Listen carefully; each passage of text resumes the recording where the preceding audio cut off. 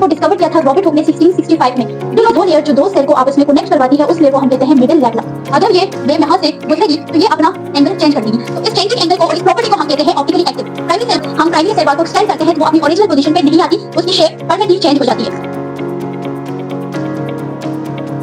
अस्सलामुअलैकुम, welcome back to an amazing platform doctor Saima lectures. Start करते हैं हम एमडी कैट सीरीज को।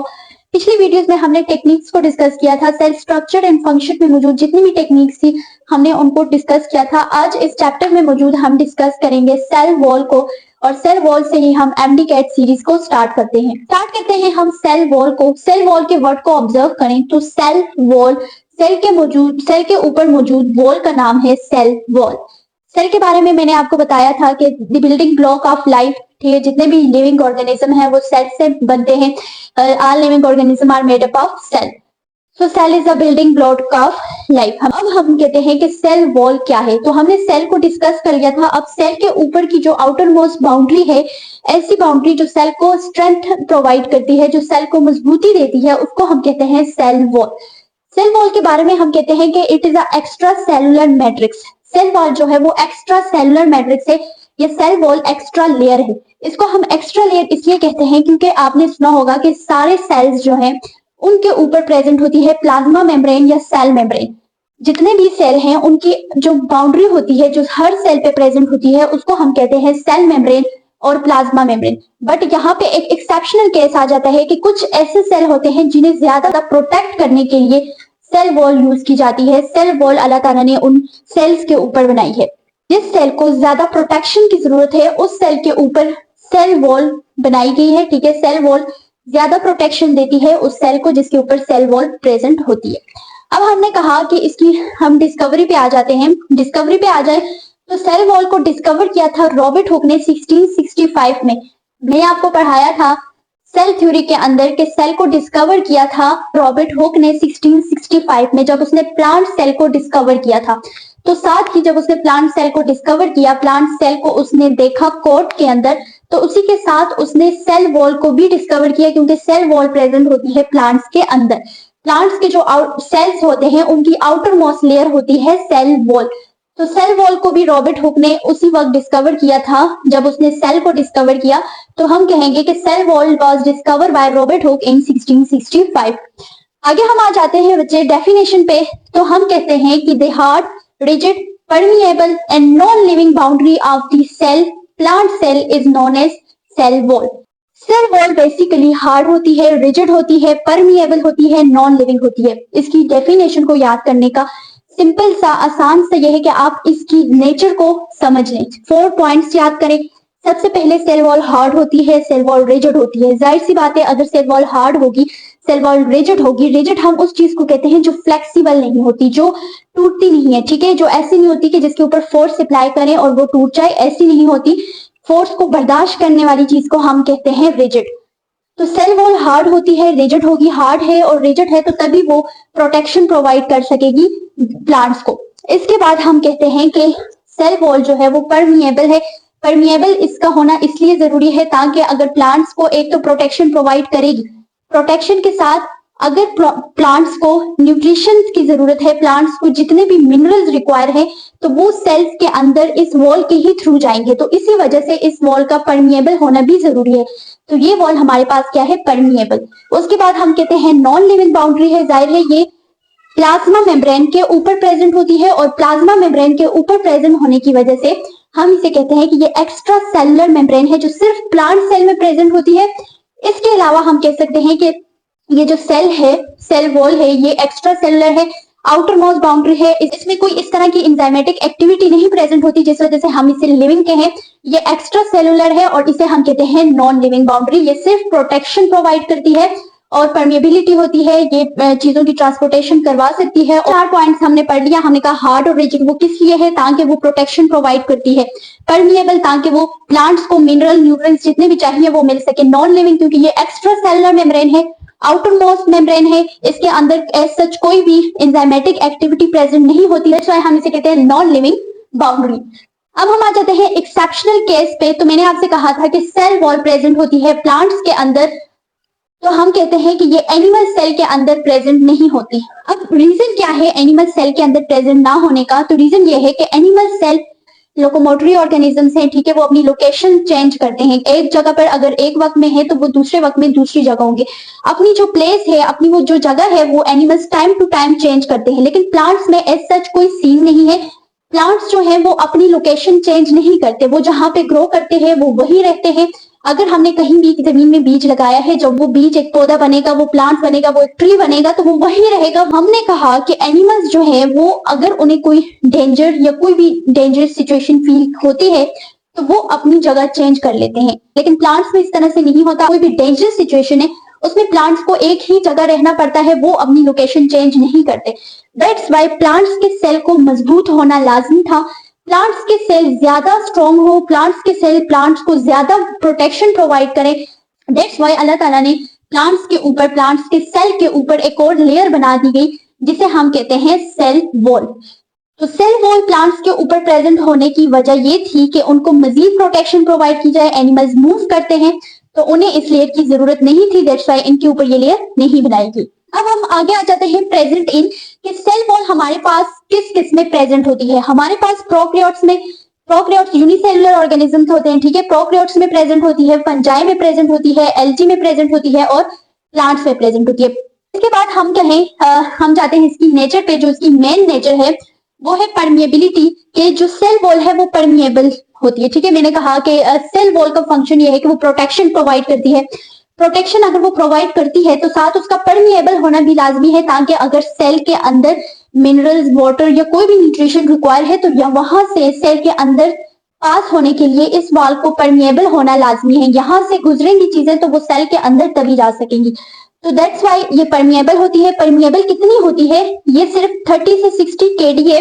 केडीए एक यूनिट है, ठीक है। इतने यूनिट में हमने कहा कि 30 से 60 केडीए तक वो चीजों को, इतने साइज की चीजों को वो अंदर लेके जा सकती है, जिसको अगर हम नैनोमीटर में मेजर करें तो 1 से 2 नैनोमीटर तक चीजों को सेल वॉल अंदर लेके जा सकती है। आ जाते हैं कॉम्पोजिशन पे। सेल वॉल प्रेजेंट होती है प्रोकैरियोट्स, फंजाई, एल्गी और प्लांट्स में। अब हम इसकी कॉम्पोजिशन पढ़ेंगे कि इन सब में सेल वॉल किन किन चीजों से मिलकर बनती है। कंपोजिशन में आ जाए तो प्रोकैरियोट्स की सेल वॉल मिलकर बनती है पेप्टिडोग्लाइकन या म्यूरिन से। फंजाई की सेल वॉल पे आ जाए तो फंजाई की सेल वॉल बनती है काइटिन से। प्लांट्स की जो सेल वॉल है वो सेलुलोज से बनती है।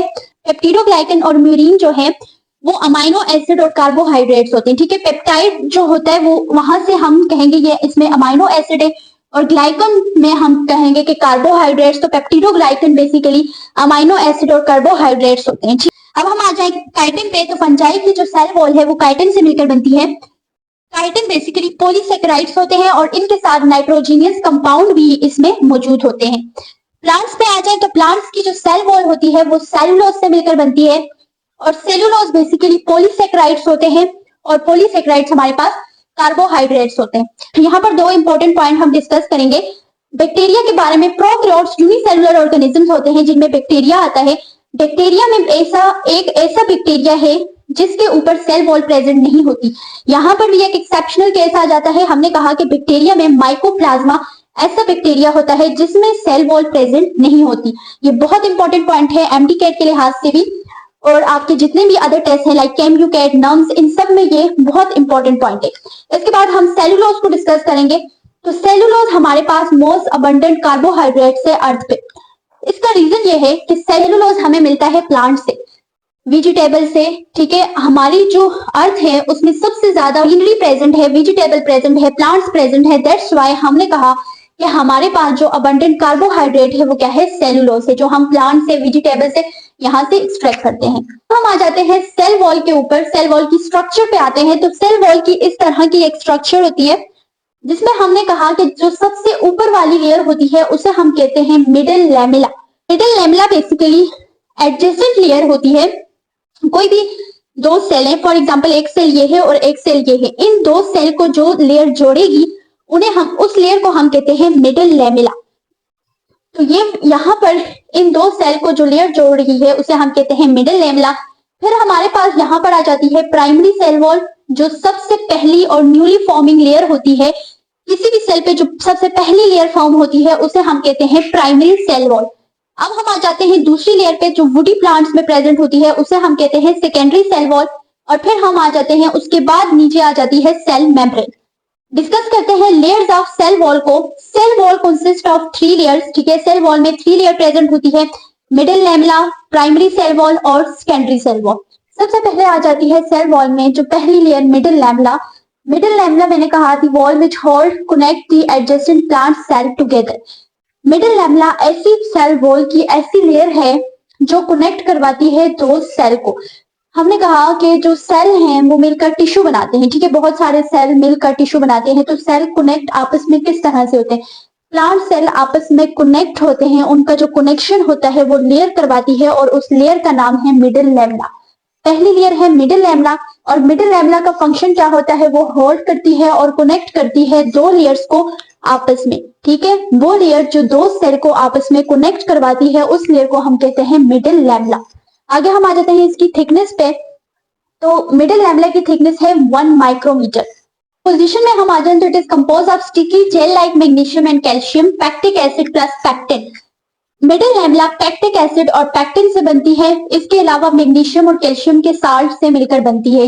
ओवरऑल देखा जाए तो मिडिल लैमेला जो है वो जेली लाइक और स्टिकी लाइक होती है, जो कि जोड़े रखती है दो सेल को, दो एडजेसेंट सेल को। आगे हम आ जाते हैं पैक्टिन के बारे में हम स्टडी करेंगे। एक तो हमारे पास हो गया मैग्नीशियम और कैल्शियम के साल्ट से मिलकर बनती है, दूसरा हमने कहा कि ये पैक्टिन से बनती है, तो पैक्टिन को हम समझते हैं। इसके अलावा पैक्टिन और पैक्टिक एसिड को डिटेल के साथ मैं शॉर्ट्स में समझा दूंगी, जिसकी लिंक मैंने डिस्क्रिप्शन बॉक्स में दी हुई है। आप पैक्टिन और पैक्टिक एसिड का जाकर डिफरेंस देख सकते हैं। उसके बाद हम डिस्कस करेंगे पैक्टिन को। तो पैक्टिन हमारे पास थ्रेड लाइक स्ट्रक्चर्स होते हैं, ठीक है। पैक्टिन बेसिकली पॉलीसेकेराइड्स होते हैं। पॉलीसेकेराइड्स आपको पता है कार्बोहाइड्रेट्स होते हैं। पैक्टिन जो है वो थ्रेड लाइक स्ट्रक्चर्स होते हैं, थ्रेड धागे को कहते हैं, ठीक है। इनकी जो स्ट्रक्चर्स होती है वो धागे की तरह होती है। इसके अलावा ये वाटर सॉल्युबल होते हैं और इनका यूज अगर हम देखें तो पैक्टिन को जेलीज में और जेम्स में यूज किया जाता है। पैक्टिन को जेलीज और जेम्स में यूज किया जाता है। आपने देखा होगा कि जो आपके घर में जेम्स आते हैं, जो जेम के डब्बे होते हैं, वो भी उनमें अगर जो मटेरियल होता है, जो जेम होता है, वो जेली लाइक होता है और उसके जो कंपोनेंट्स होते हैं वो आपस में जुड़े हुए होते हैं। सेम इसी तरह ये जो मिडिल लैमेला है ये स्टिकी फॉर्म में और जेल लाइक होते हैं, जिसकी वजह से ये एडजेसेंट सेल को साथ कनेक्ट करवाती है। अब हम आ जाते हैं इसके फंक्शन पे। तो मिडिल लैमेला का फंक्शन क्या है? Binding to adjacent cell together. Middle lamella दो सेल को आपस में कनेक्ट करवाती है, दो सेल को आपस में जोड़ती है। Protect cell, work as a cementing material. Cement क्या होता है? आपका जब घर बनता है तो घर में दीवारों पे सीमेंट लगाया जाता है ताकि जो दीवारें हैं वो मजबूत हो। सेम इसी तरह जो पैक्टिन है मिडिल लैमेला में ये सीमेंटिंग मटेरियल का काम करता है, ठीक है। मिडिल लैमेला में ये सीमेंटिंग का काम करता है, तो सेम आपके दो सेल को भी ये क्या करवाता है? कनेक्ट कराता है और दो सेल को ऐसे जोड़ता है कि इतने मजबूत हो जाए कि वो एक दूसरे से अलग ना हो सके। तो इसलिए ये प्रोटेक्ट करता है दो सेल को। दो एडजेसेंट सेल कहते हैं जो दो सेल साथ में हो, ठीक है। It will be jelly like because it have to connect cell. तो ये जो मिडिल लैमेला होती है इसकी जो अपीयरेंस होती है ये जेली लाइक होती है, क्योंकि ये कनेक्ट करवाती है दो एडजेसेंट सेल को साथ में। तो बेसिक हमने मिडिल लैमेला को पढ़ा। मिडिल लैमेला में हमने क्या पढ़ा कि ये कनेक्ट करवाती है दो सेल को और इसकी जो अपीयरेंस होती है वो जेली लाइक होती है। अब हम आ जाते हैं प्राइमरी सेल वॉल पे। यहाँ पे डायग्राम में देखें तो ये एक सेल है, ये दूसरा सेल है और ये जो तीसरा सेल है जिसकी हमने सेल वॉल बनाई हुई है। इन दो सेल को, ये जो ग्रीन आपको शो हो रहा है, इस ग्रीन को हम कहेंगे मिडिल लैमेला, क्योंकि ये कनेक्ट करवा रही है दो सेल को साथ में। तो मिडिल लैमेला का फंक्शन यही है कि ये एडजेसेंट सेल को कनेक्ट करवाती है। अब हम आ जाते हैं प्राइमरी सेल वॉल पे। The true and newly forming layer form on newly growing cell. Primary cell wall वो पहली लेयर है जो सेल के ऊपर बनती है। मिडिल लैमेला भी हमने वॉल में या लेयर्स में मिडिल लैमेला को शामिल किया है, but middle lamella true wall नहीं है, मतलब पहली वॉल नहीं है। प्राइमरी सेल वॉल पहली वॉल है सेल की, जो कि ट्रू फॉर्मिंग लेयर है, जो कि सेल पे सबसे पहले फॉर्म होने वाली जो लेयर है उसको हम कहते हैं प्राइमरी सेल वॉल। सेल के ऊपर पहली वॉल प्रेजेंट होती है उसको हमने कहा प्राइमरी सेल वॉल। इसकी थिकनेस की बात करें तो 1 से 3 माइक्रोमीटर इसकी थिकनेस होती है। नेचर पे आ जाए तो आपकी दो बुक्स में अलग अलग नेचर इसकी मेंशन की गई है। एपीके की बुक की बात करें तो वहां पे लिखा हुआ है less elastic, extendable and optically active. Less elastic का क्या मतलब होता है? आपने देखा होगा रबर को, जब आप रबर को खींचते हैं तो वो खींच के वापस अपनी पोजीशन पे आ जाती है। तो हमने कहा कि ये लेस इलास्टिक है, ठीक है। ये इलास्टिक नहीं है इतनी ज्यादा कि जब हम इसको खींचते हैं तो ये वापस से अपनी पोजीशन पे नहीं आती। ठीक है, हम किसकी बात कर रहे हैं? प्राइमरी सेल वॉल की। कि अगर हम इस वॉल को लें, इस लेयर को लें और इसको एक्सटेंड करें, इसको खींचें, तो ये अपनी पोजीशन में दोबारा वापस नहीं आती। अगर जो ऑब्जेक्ट अपनी पोजीशन में वापस आ जाते हैं तो हम उसे इलास्टिक ऑब्जेक्ट कहते हैं। तो हमने कहा ये लेस इलास्टिक है। ठीक है, ये अपनी ओरिजिनल शेप में जल्दी से नहीं आती। फिर हमने कहा एक्सटेंडेबल, ये ऐसी होती है, इसकी नेचर ऐसी होती है कि ये एक्सटेंड की जा सकती है। फिर हमने कहा ऑप्टिकली एक्टिव। ऑप्टिकली एक्टिव का मतलब होता है कि पोलराइज लाइट जब हम प्राइमरी सेल वॉल पे फॉल कराते हैं तो वो लाइट अपना एंगल चेंज कर देती है। पोलराइज लाइट होती क्या है, इसको हम अभी समझते हैं। फॉर एग्जाम्पल, यहाँ पर मैंने कोई भी लाइट सोर्स ले ली है। ठीक है, कोई भी बल्ब ले लें आप। कोई भी लाइट सोर्स जब मैंने यहाँ पर ली तो उस लाइट सोर्स से जब लाइट को हम देखेंगे तो लाइट के अंदर पार्टिकल्स जो हैं वो वेव की मोशन में, light travel in a wave. ठीक है, लाइट जो है जब वेव की फॉर्म में ट्रेवल करेगी, उसके जो पार्टिकल्स हैं वो दो डायरेक्शन में वेव्स बनाएंगे। आपने फिजिक्स में पढ़ा होगा कि वेव क्रस्ट और ट्रफ से मिलकर बनती है। एक ये जो ऊपर वाला है ये क्रस्ट है और नीचे वाला ट्रफ है। ठीक है, इन दोनों से मिलकर एक वेव कंप्लीट होती है। सिमिलरली ये अगर ये वेव बन के मूव कर रही है तो ये एक डायरेक्शन में कर रही है। अब फॉर एग्जाम्पल आपके पास वाई एक्सिस में मूव कर रही है और इस तरह की वेव आपके पास एक्स एक्सिस में मूव करेगी। तो यहाँ पर जो लाइट के नॉर्मल पार्टिकल्स होते हैं वो दो डायरेक्शन में मूव करते हैं, वाई और एक्स एक्सिस दोनों में मूव करते हैं। अब हम यहाँ पर ये लाइट सोर्स के पार्टिकल्स थे, ये दोनों डायरेक्शंस में मूव कर रहे थे। जब यहाँ पर मिड में हमने पोलराइजर लगाया, पोलराइजर का काम होता है कि ये जो वेव थी, दो डायरेक्शन में जो वेव मूव कर रही थी, वाई एक्सिस में भी वेव बन रही थी और एक्स एक्सिस में भी वेव बन रही थी, उसको एक डायरेक्शन में कन्वर्ट कर देता है। फॉर एग्जाम्पल, ये दो वेव थी, इसको इसने जस्ट इस तरह से कन्वर्ट कर लिया। तो ये जो कन्वर्जन है लाइट की, जो दो डायरेक्शन में मूव कर रही थी वाई और एक्स एक्सिस में, इसको वन डायरेक्शन दे देना, इस लाइट को हम कहते हैं पोलराइज लाइट। ये पोलराइज लाइट जब हम फॉल कराते हैं प्राइमरी सेल वॉल पे तो प्राइमरी सेल वॉल इसकी डायरेक्शन को चेंज कर देती है। फॉर एग्जाम्पल, यहाँ मिड में मैंने रखी है प्राइमरी सेल वॉल। जब ये वेव यहां से गुजरेगी तो ये अपना एंगल चेंज कर देगी। तो इस चेंजिंग एंगल को और इस प्रॉपर्टी को हम कहते हैं optically active. Primary cell wall polarise light जो हमने पोलराइजर से बनाई थी उसकी डायरेक्शन को चेंज कर देती है, एंगल को चेंज कर लेती है, इसलिए हम इसको कहते हैं ऑप्टिकल एक्टिव। अब हम आ जाते हैं फेडरल की बुक में जो प्रॉपर्टीज लिखी हुई हैं उनकी तरफ। Thin and slightly flexible. Thin क्या है कि प्राइमरी सेल वॉल जो होती है वो सेकेंडरी सेल वॉल के निस्बतन पतली होती है, थिन होती है। इसके बाद हमने कहा स्लाइटली फ्लेक्सिबल होती है। फ्लेक्सिबल आपके पास ऐसी चीजें होती हैं जिनमें लचक होती है। लचक मीन टू से दैट अगर आपने रबर को देखा होगा तो वो सख्त नहीं होती, इलास्टिकली होती है। उसको अगर आप मूव करें तो उसमें लचक प्रोड्यूस होती है, वो हार्डनेस नहीं होती कि आप उसको दबाएंगे तो वो दबेगी नहीं। सो इसमें लचक होती है, ये फ्लेक्सिबल होती है। द मोस्ट इंपॉर्टेंट लाइन जो फेडरल की बुक में लिखी हुई है और इसको समझना बहुत जरूरी है, the world stretches plastically irreversibly. Plastically का क्या मतलब होता है? आपके पास दो ऑब्जेक्ट्स होते हैं, एक इलास्टिक और एक प्लास्टिक। मैंने आपसे कहा था कि इलास्टिक जो ऑब्जेक्ट्स होते हैं वो ऐसे होते हैं जिन्हें आप स्ट्रेच करेंगे तो वो वापस अपनी पोजीशन पर आ जाएंगे। फॉर एग्जाम्पल, हमने कोई रबर ली, उसको स्ट्रेच किया तो वो वापस से अपनी पोजीशन पर आ गई। सिमिलरली आप अगर एक स्प्रिंग लेते हैं, उसको आप स्ट्रेच करते हैं तो वो वापस अपनी पोजीशन पे नहीं जाता। तो उस ऑब्जेक्ट को हम कहते हैं कि ये प्लास्टिक ऑब्जेक्ट है। जब इसको हमने खींचा तो ये एक्सटेंड तो हुआ लेकिन ये वापस अपनी ओरिजिनल शेप में कन्वर्ट नहीं हुआ। तो ये प्राइमरी सेल वॉल की ये एक प्रॉपर्टी होती है कि ये इसको जब स्ट्रेच किया जाए तो वो प्लास्टिकली स्ट्रेच होता है। ठीक है, वो स्ट्रेच होता है प्लास्टिकली, वो प्लास्टिक नेचर शो करता है। और जब हम प्राइमरी सेल वॉल को एक्सटेंड करते हैं तो वो अपनी ओरिजिनल पोजीशन पे नहीं आती, उसकी शेप परमानेंटली चेंज हो जाती है। अब यहाँ पर एग्जाम्पल में कहा इरिवर्सिबली। रिवर्सिबल का मतलब होता है जो चीज वापस से अपनी ओरिजिनल शेप में आ जाए। इरिवर्सिबल का मतलब होता है जो चीज रिवर्सिबल ना हो, जो चीज वापस में अब बैक अपनी ओरिजिनल शेप में ना आए। तो इरिवर्सिबल की यहाँ पे हमने कहा कि जो प्राइमरी सेल वॉल है वो इरिवर्सिबल नेचर शो करती है, वो वापस से अपनी ओरिजिनल शेप में नहीं आती अगर उसको एक्सटेंड या उसको खींचा जाए। आगे हम आ जाते हैं कॉम्पोजिशन पे। तो प्राइमरी सेल वॉल बनती है पेक्टिन से, सेलुलोज से और हेमीसेलुलोज से।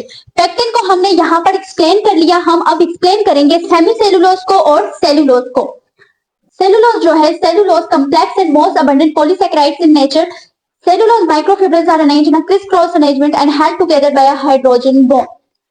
हमने कहा सबसे पहले कि सेलुलोज क्या है। सेलुलोज कम्प्लेक्स और मोस्ट अबंडेंट पॉलीसेकेराइड्स है नेचर में। पॉलीसेकेराइड्स मैंने क्या कहा था, कार्बोहाइड्रेट्स, और कार्बोहाइड्रेट्स में ग्लूकोज आते हैं, ठीक है। तो सेलुलोज जो है वो 300 to 300 में हमारे पास क्या होते हैं, ग्लूकोज अरेंज होते हैं चेन की फॉर्म में, ठीक है। ब्रांच में नहीं होते, चेन की फॉर्म में ग्लूकोज अरेंज होते हैं, उन्हें हम क्या कहते हैं, सेलुलोज। इसके अलावा सेलुलोज माइक्रोफिब्रिल्स ऐसी ट्यूब्स होती हैं जो अरेंज होती है क्रिस क्रॉस में। फॉर एग्जाम्पल इस तरह की ट्यूब्स होती हैं, माइक्रोफिब्रिल्स ट्यूब शेप में होती हैं, ठीक है। वो अरेंज कैसे होती है, क्रिस क्रॉस। इस अरेंजमेंट को हम कहते हैं क्रिस क्रॉस। इस अरेंजमेंट में जो माइक्रोफिब्रिल्स होते हैं वो अरेंज होते हैं और वो आपस में बाइंड होते हैं by a hydrogen bond. Hydrogen की बॉन्ड की वजह से वो जो हमारे पास प्राइमरी सेल वॉल है उसको टेंसाइल स्ट्रेंथ प्रोवाइड करते हैं। और टेंसाइल स्ट्रेंथ बेसिकली स्ट्रेंथ करना या किसी भी चीज को प्रोटेक्ट करना या मजबूती फ्राहम करना, हम क्या कहते हैं उसको, टेंसाइल स्ट्रेंथ। उस चीज को जो प्राइमरी सेल वॉल है उसको क्या कहते हैं, स्ट्रेंथ प्रोवाइड करते हैं, उसको मजबूत करते हैं। तो यहाँ तक हमने पढ़ा माइक्रोफिब्रिल्स के बारे में। सेलुलोज जो है वो हमें वेजिटेबल से मिलता है 33%, कॉटन में वो 90% प्रेजेंट होता है। कॉटन हम रुई को कहते हैं, यहाँ पे पिक्चर में भी आपको शो हो रहा होगा। ये जो रुई होती है इससे हम कपड़ों में इससे धागे भी बनाते हैं, कपड़ों में भी टेक्सटाइल जो इंडस्ट्रीज होती हैं उनमें भी इस्तेमाल की जाती है। तो यहाँ पर सेलुलोज हमें मिलता है 90%। इसके अलावा वुड के अंदर जो लकड़ी है उसमें मिलता है 50% सेलुलोज। तो ये इसकी कॉम्पोजिशन थी डिफरेंट ऑब्जेक्ट्स में, डिफरेंट कंपोनेंट्स में। यहाँ पर हमने ऊपर एक्सप्लेन किया कि ये चेन फॉर्म के अंदर होता है। अब हमने आ जाना है यूजेस पे। तो जो है वो यूज किया जाता है पेपर मेकिंग के लिए और क्लॉथिंग के लिए। मैंने कहा कि कॉटन में भी सेलुलोज होता है और कॉटन को बेसिकली यूज किया जाता है क्लॉथिंग के लिए। पेपर मेकिंग में भी सेलुलोज यूज किया जाता है।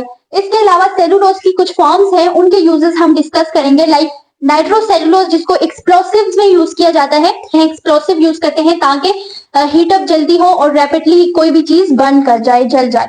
रेयान जो है ये भी सेलुलोज की फॉर्म है और इसको हम यूज करते हैं टेक्सटाइल फाइबर्स में। टेक्सटाइल फाइबर्स बेसिकली जो आपके पास कपड़े बनाने वाली इंडस्ट्रीज होती हैं, ये जो धागे बनते हैं उनमें हम क्या यूज करते हैं, रेयान को। फिर हम कहते हैं सेलोफेन। सेलोफेन यहाँ पर आपको एक शीट प्लास्टिक शो हो रही होगी। इस प्लास्टिक से हम फूड को प्रिजर्व करते हैं, ठीक है। फूड को प्रिजर्व किया जाता है सेलोफेन से।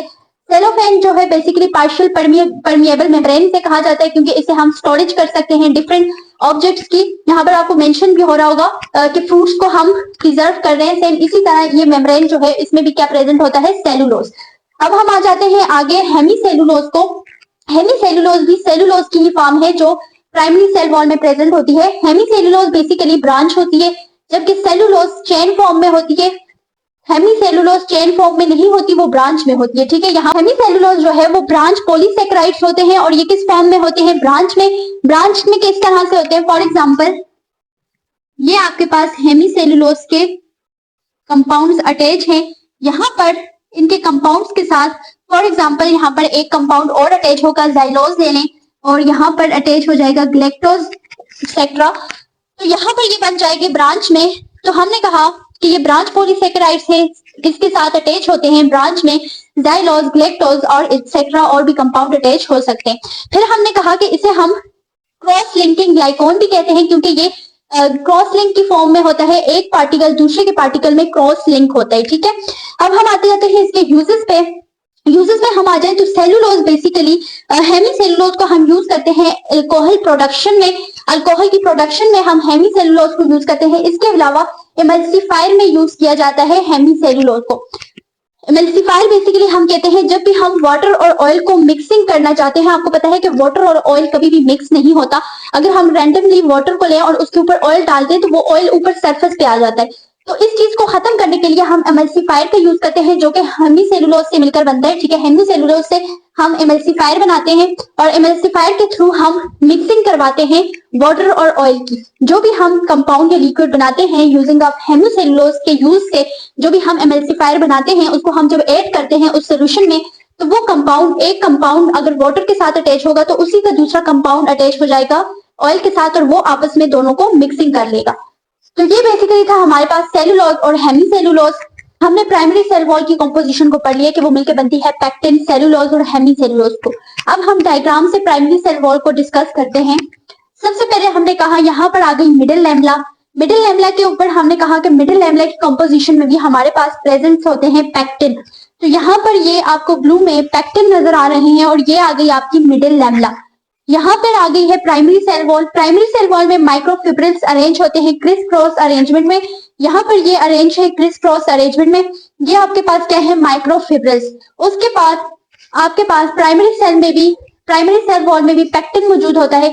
तो यहाँ पर ये माइक्रोफिब्रिल्स के ऊपर पैक्टिन आ गया। उसके बाद ये जो रेड में है ये आपके पास हेमीसेलुलोज है और ये ब्लू में आपके पास सम रेगुलेटरी प्रोटीन आ जाती है। तो ये स्ट्रक्चर है प्राइमरी सेल वॉल की। अगर हम इस डायग्राम में देखें तो यहाँ पर मिडिल लैमेला है, उसके बाद ये आपके पास जो थिन है पतली सी प्राइमरी सेल वॉल प्रेजेंट है आपके पास। इसके बाद आ जाती है secondary cell wall. Secondary cell wall की जो थिकनेस होती है वो ज्यादा होती है इन दोनों सेल वॉल से, और इसकी थिकनेस इसलिए ज्यादा होती है क्योंकि ये प्रेजेंट होता है वुडी प्लांट में, ये लेयर प्रेजेंट होती है। अब हम आ जाते हैं सेकेंडरी सेल वॉल पे। Secondary cell wall basically present होती है प्राइमरी सेल वॉल के नीचे। इसके अलावा प्लाज्मा मेम्ब्रेन के ऊपर और प्राइमरी सेल वॉल के नीचे प्रेजेंट होती है secondary cell wall. Secondary cell wall sclerenchyma cell में प्रेजेंट होती है। जो स्क्लेरेनकाइमा सेल्स वो वाले सेल्स होते हैं जो वुडी होते हैं, जो बहुत ज्यादा ओल्ड सेल हो जाते हैं। वुडी प्लांट्स के जो सेल होते हैं उन्हें हम कहते हैं स्क्लेरेनकाइमा सेल। जो डेड सेल होते हैं आपके पास और बहुत ओल्ड सेल होते हैं उनको हम कहते हैं स्क्लेरेनकाइमा सेल। ये सेल प्रेजेंट होते हैं वुडी प्लांट्स में। जो प्लांट्स आपके पास बहुत ओल्ड हो जाते हैं उनके ऊपर जो वुड होती है, जो वुडी प्लांट्स होते हैं उनमें प्रेजेंट होते हैं स्क्लेरेनकाइमा सेल, और स्क्लेरेनकाइमा सेल के अंदर ही प्रेजेंट होती है सेकेंडरी सेल वॉल। इसके अलावा जो न्यूली प्लांट्स होते हैं उनमें सेकेंडरी सेल वॉल प्रेजेंट नहीं होती।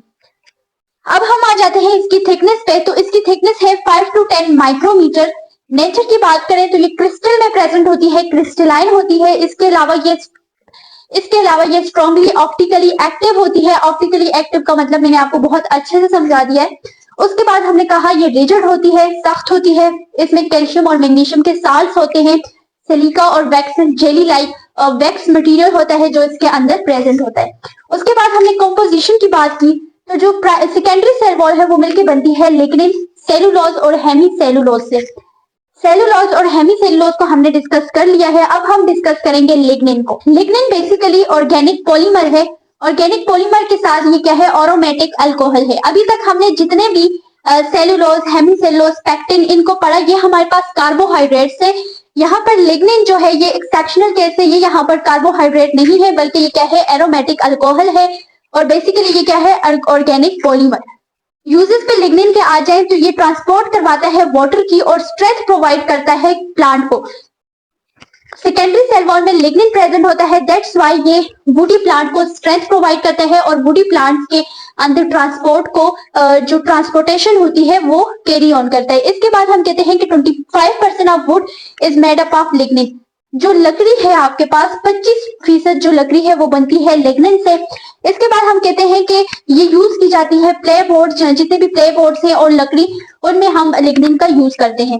आगे द मोस्ट इंपोर्टेंट लाइन कि ये लिग्निन ना सिर्फ सेकेंडरी वॉल में प्रेजेंट होता है बल्कि ये प्राइमरी सेल वॉल में जो माइक्रोफिब्रिल्स होते हैं उनको भी एक दूसरे के साथ कनेक्ट करवाता है, एक दूसरे के साथ ज्वाइन करवाने में मदद करता है। इसके अलावा यहाँ पर आपको ये होल्स नजर आ रहे होंगे, ठीक है। सिमिलरली इस तरह के होल्स, बहुत से होल्स पाए जाते हैं सेल वॉल के दरमियान। सेल वॉल में बहुत सारे होल्स पाए जाते हैं जिन्हें हम कहते हैं पिट्स। सेल वॉल पोरस होती है, उसमें बहुत सारे पोर्स पाए जाते हैं, दैट्स व्हाई हम उसको कहते हैं पिट्स। उन होल्स को कहते हैं पिट्स।